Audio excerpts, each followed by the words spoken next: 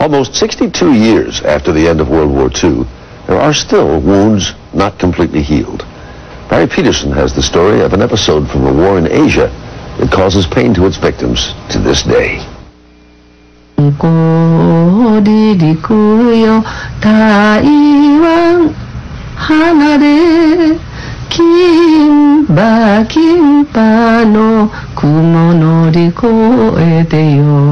Virginia Villarama was 14. Every day, there were different Japanese men, sometimes 3 or 4. I fainted once and didn't even know if someone was still on top of me.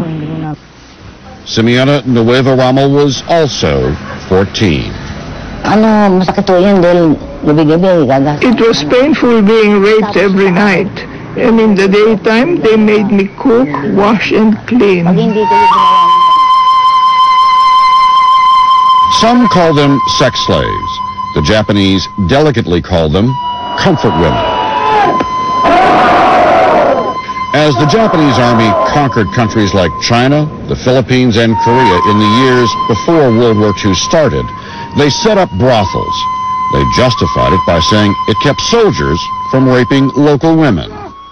Half a century later, the issue of comfort women isn't going away.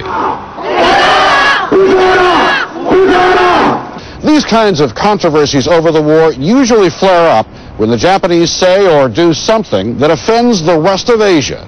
But in this case, it's something the American Congress may do that has angered the Japanese. Euphemistically known as comfort women, these violated women, mostly Korean, Chinese, and Filipino, but include Dutch women as well, have too long been denied their dignity and their honor. California Congressman Mike Honda is a Japanese American who, as a child, was interned in U.S. camps during World War II. He held hearings on the issue of the comfort women last month. The horrific memories of opening night of the brothel have tortured my mind all my life. Jan O'Hearn was 19. Now living in Australia, she told her story. In the bathroom, I tried to wash away all the dirt and shame of my body. Just wash it away, just wash it away. But the night was not over yet. There were more Japanese waiting. Honda wants the U.S. Congress to condemn what the Japanese did to the comfort women. Individual political leaders in Japan have made their contrite apologies, also recognizing that something had happened to them, but it's not sufficient because it's not formal. The reaction of Japan's Prime Minister to the U.S. hearings? First, he denied the women were coerced into the brothels. Then, after a firestorm of criticism, he said maybe some were coerced, but not by the military, only by private agents setting up the brothels. And finally, he settled on promising a government investigation. Yet his comments were tame compared to ruling party leader Noriaki Nakayama, who told us the women were hired by private contractors and were providing a basic service. I'm sure that in American universities too, you have food distributors coming into schools to provide the students with lunches and coffee.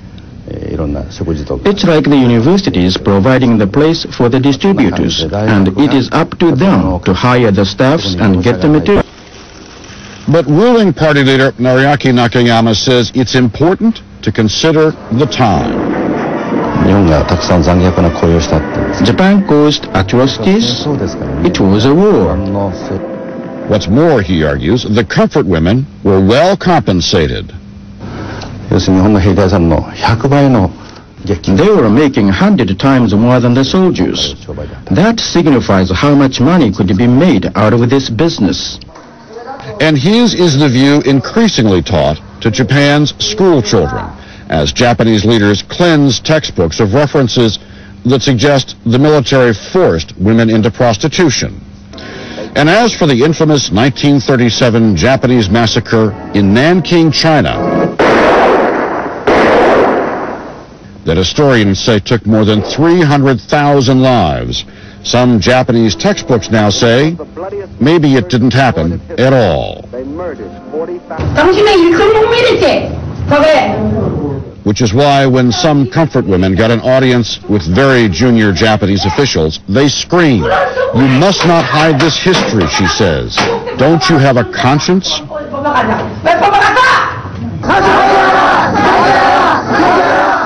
Every week, the comfort women who can protest in South Korea outside the Japanese embassy.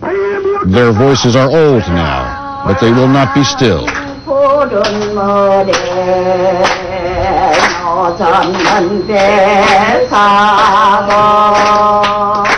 Yi Okasan, like others, was taken from Korea to brothels in China.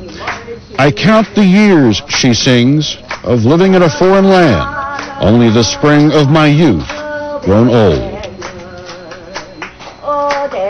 Virginia Villarama was 14. They destroyed our lives. We have no bright tomorrows because of what they did to us. Time is on Japan's side. Most estimate that there were about 200,000 comfort women. Only a few hundred are still alive, and they wonder, after they are gone, who will remember their stories.